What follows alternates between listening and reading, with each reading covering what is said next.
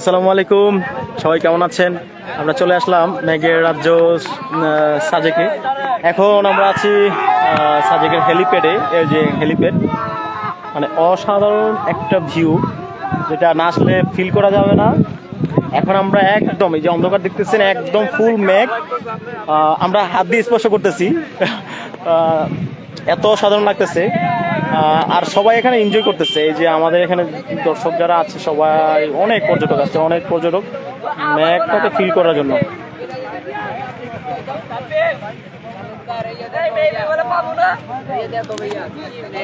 মেঘটাকে feel করতে সবাই, মানে আকাশের মানে সীমানা নাই, কিন্তু আকাশের যে মেঘ আমরা দেখতে পাই, সেই মেঘ স্পর্শ করতেছি। এটার ফিলিংসটা আসলে সরাসরি না আসলে বোঝা যাবে না। তো এখানে অনেক পর্যটক আছে যারা বিভিন্ন জায়গা থেকে আসছে। আমরাও ঢাকা থেকে আসছি। তো অসাধারণ লাগতেছে।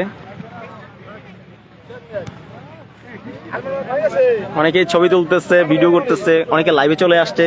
তো এখানে নেটওয়ার্কের অনেক প্রবলেম, যার কারণে সবাই লাইভে যেতে পারতেছে না। তো ওইখানে যেটা দেখতে পারতেছি, সৈন্য শৈল্য খুবই রেয়ার, খুবই কাছে থেকে মানুষগুলো দেখা যাচ্ছে, কিন্তু একটু দূরে গেলেই মানুষগুলো আবছা দেখা যাচ্ছে, যা হচ্ছে মেঘ বললেই পারি আমরা।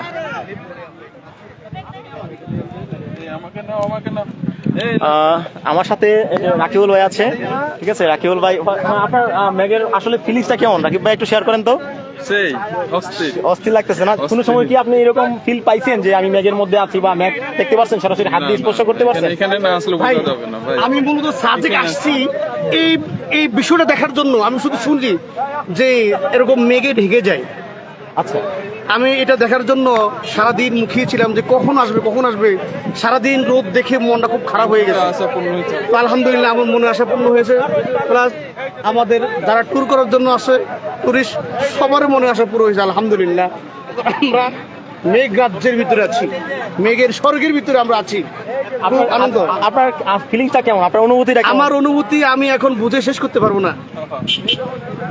দর্শক, কিন্তু আমরা যেখানে আছি বর্তমানে, তো আসলে বোঝানো যাবে না যদি সরাসরি না আসেন।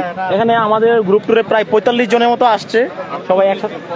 তো সবাই হচ্ছে অনেক জায়গা থেকে আসছে। তো আমরা সবাই কম্বাইন হয়ে, এই যে হুজুর, একটু বলবেন আপনার অনুভূতি কি? আসলে আপনি যে সাজেকে আসছেন, আপনার ফিলিংসটা একটু বলেন প্লিজ। আসসালামু আলাইকুম। আমার অনুভূতি এটা বলে প্রকাশ করা